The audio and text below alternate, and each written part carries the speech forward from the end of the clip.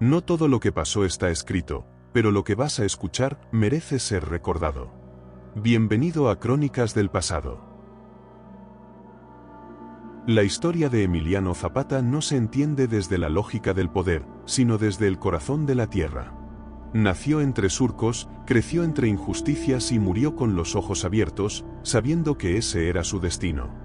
En un país desgarrado por la desigualdad, donde el rico era dueño del aire y el pobre no podía ni mirar el horizonte sin pedir permiso, Zapata fue más que un hombre, fue la encarnación de una promesa. Tierra y libertad, dijo. Y lo repitió hasta el último día, aun cuando ya todos sabían, incluso él, que ese ideal lo iba a enterrar. Pero no le importó. No temía la muerte porque ya lo habían matado antes, cuando lo despojaron, cuando lo traicionaron, cuando vio que los poderosos se burlaban de la palabra. Esta no es la historia de un líder campesino. Esta es la historia de un hombre que sabía que iba directo al fuego, y caminó sin dudar. Emiliano Zapata nació el 8 de agosto de 1879 en Anenecuilco, Morelos, un pueblo pequeño donde la tierra no era un recurso, era una madre. Su familia no era pobre ni rica, pero sí profundamente consciente del territorio que los sostenía. Desde joven, Zapata vio cómo los hacendados, amparados por leyes hechas a su medida, acaparaban los ejidos comunales y los convertían en propiedad privada.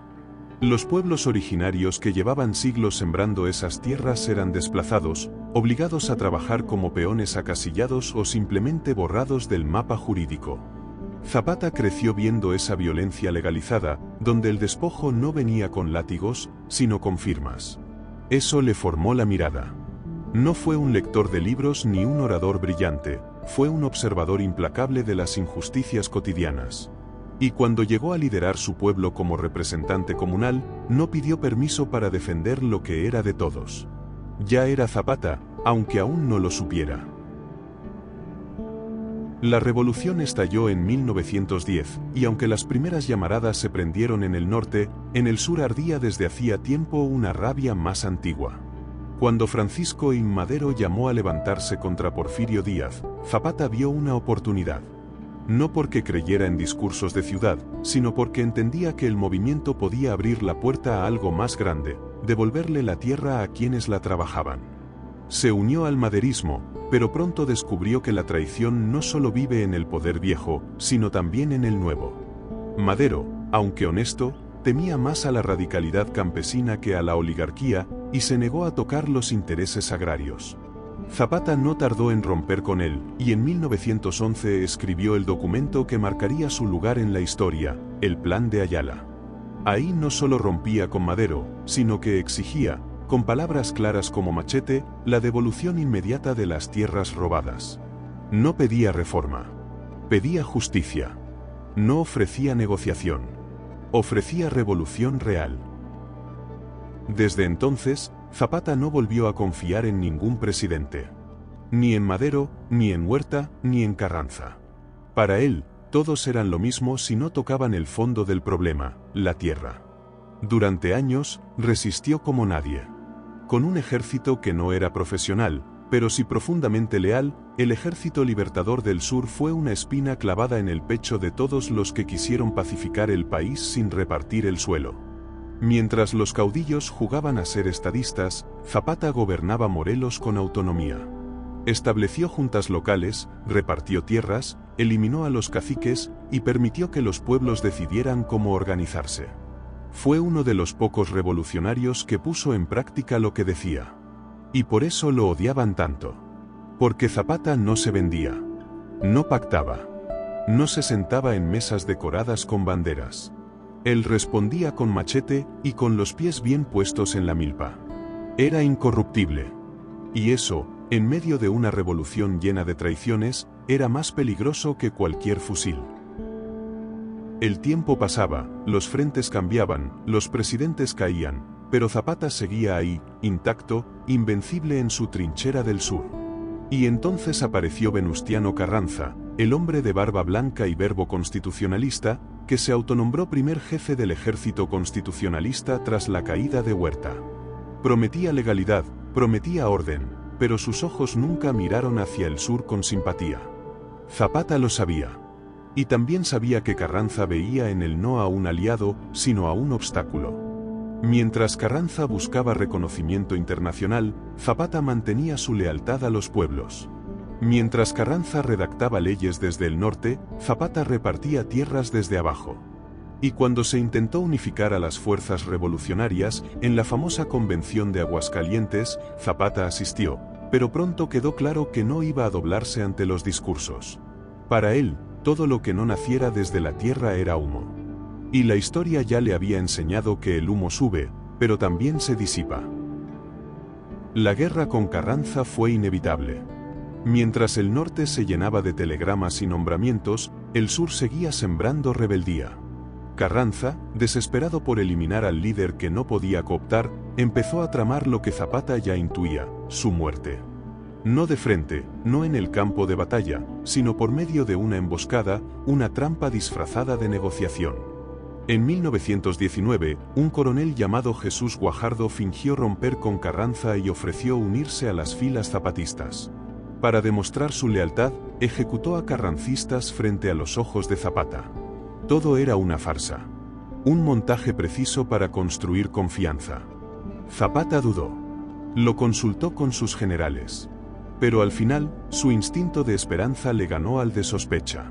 Pensó, tal vez con ingenuidad, tal vez con resignación, que aún había hombres dispuestos a cambiar de bando por convicción. Aceptó la reunión. Pero no bajó la guardia. Sabía lo que arriesgaba. Sabía que quizás no volvería. El 10 de abril de 1919, Emiliano Zapata se presentó en la hacienda de San Juan Chinameca, en el estado de Morelos. Llegó a caballo, acompañado solo por un puñado de hombres. Iba vestido como siempre, sin lujos, con su bigote espeso, su mirada firme y su machete en la cintura. Lo recibieron con honores. Con redobles militares. Con una reverencia hipócrita. Y cuando cruzó el umbral de la hacienda, la trampa se cerró. Los soldados le dispararon a quemarropa. No hubo juicio. No hubo advertencia. Solo fuego. Lo asesinaron como se mata a un enemigo al que se le teme incluso muerto. Y cuando su cuerpo cayó, cayó también una parte de la revolución. Porque con él, no mataron a un general. Mataron al símbolo de la resistencia campesina. Al único que nunca traicionó sus palabras. Al único que, aun sabiendo que lo iban a matar, fue. El cuerpo de Zapata fue exhibido como trofeo. Le tomaron fotografías. Las autoridades querían asegurarse de que no hubiera dudas. Querían matar el mito junto con el hombre. Pero fracasaron. Porque ese cadáver tendido en la tierra no era el final, era el inicio de algo más grande. En Morelos, nadie creyó del todo la versión oficial. Decían que Zapata no había muerto, que se había escondido, que había cruzado la frontera, que volvería algún día con más fuerza. Y aunque esas versiones eran falsas, decían algo verdadero: Zapata ya no pertenecía al mundo de los vivos. Había cruzado a la dimensión de los símbolos, de los que no mueren aunque los entierren. Porque Zapata había cumplido su ciclo, vino a gritar lo que otros callaban, a resistir donde otros se rendían, y a morir sabiendo que el ideal vive más que el cuerpo. Lo mataron, sí. Pero no pudieron borrar su nombre de la tierra. Mientras Carranza seguía gobernando con sus decretos y sus asesores, el eco del asesinato se volvió un problema. La indignación crecía. Los campesinos, que ya vivían entre el olvido y la miseria, sintieron que con Zapata habían perdido al único que hablaba por ellos sin pedir aplauso. La traición no solo fue política, fue espiritual. En los pueblos del sur, los ancianos contaban el suceso como si fuera una profecía. Y en el norte, incluso Pancho Villa, con quien Zapata había tenido alianzas tensas, reconoció la magnitud del crimen. El país se dio cuenta de que algo esencial había sido quebrado. Y aunque Carranza creyó que al eliminarlo lograría paz, lo que provocó fue lo contrario: más desconfianza, más odio, más ruptura. Porque con Zapata murió la última esperanza de que la revolución tuviera un rostro honesto. Un año después, Venustiano Carranza sería derrocado por los mismos militares en los que confiaba. Murió huyendo, traicionado, sucio, sin gloria. Y en ese derrumbe se dibujaba la lección que Zapata había dejado sembrada: la traición siempre florece con espinas. Ningún poder basado en la mentira perdura. Ninguna paz nacida de emboscadas dura mucho. Mientras Carranza caía, el nombre de Zapata se fortalecía. En los pueblos, en las canciones, en las paredes. Ya no era solo un caudillo, era un símbolo. Y los símbolos, cuando se siembran con sangre, florecen por generaciones. El rostro de Emiliano Zapata empezó a aparecer donde menos lo esperaban, en los sombreros de los campesinos, en las escuelas rurales, en los gritos de protesta. Porque aunque su cuerpo fue enterrado, su causa fue sembrada. En las décadas siguientes, todos los gobiernos mexicanos, sin excepción, quisieron apropiarse de su imagen. Lo volvieron estatua, nombre de calles, mural. Lo hicieron moneda. Pero no supieron, o no quisieron, entenderlo. Tomaron su rostro, pero le amputaron su mensaje. Hablaron de Zapata como si fuera parte del pasado, cuando en realidad lo habían vuelto aún más presente. Porque mientras las reformas agrarias eran lentas, mediocres o manipuladas, el recuerdo de Zapata seguía ardiendo en cada comunidad que no tenía tierra, en cada campesino sin agua, en cada ejido aplastado por el olvido. Intentaron domesticarlo. Hacerlo parte del panteón oficial. Pero Zapata, incluso momificado en bronce, seguía siendo una amenaza. Porque lo que él gritó, aún duele. Y porque cada vez que alguien dice tierra y libertad, está desenterrando su voz. El siglo XX avanzó con sus modernidades, sus discursos vacíos y sus presidentes vestidos de pueblo. Pero en cada protesta campesina, en cada bloqueo, en cada machete levantado en señal de dignidad, volvía a escucharse el eco de Emiliano. En Chiapas, en Guerrero, en Oaxaca. Cada vez que la tierra era arrebatada, el espíritu de Zapata se levantaba entre la neblina. Porque su lucha nunca fue una consigna, fue una semilla. Y las semillas no entienden de calendarios. Esperan. Germinan cuando llega su tiempo. Por eso Zapata nunca se fue. Porque el México profundo, el México olvidado, nunca lo soltó. Su figura dejó de pertenecer a los libros. Pasó a vivir en la memoria de los que no tienen nada, pero aún así se atreven a luchar. Zapata sabía que lo iban a matar. No era ingenuo. Había visto morir a sus compañeros, había escuchado rumores, había sentido la traición respirarle cerca. Pero aún así fue. Montó su caballo. Se alzó el sombrero. Entró a la hacienda como se entra a la historia, de frente. No fue suicidio. Fue convicción. Zapata no buscaba sobrevivir. Buscaba resistir hasta el último segundo. Y esa resistencia, limpia, firme, sin dobleces, es la que lo convirtió en eterno. La muerte no lo sorprendió. Lo confirmó. Porque quien va al encuentro de su destino sabiendo que va a ser traicionado, no es un mártir. Es un guerrero.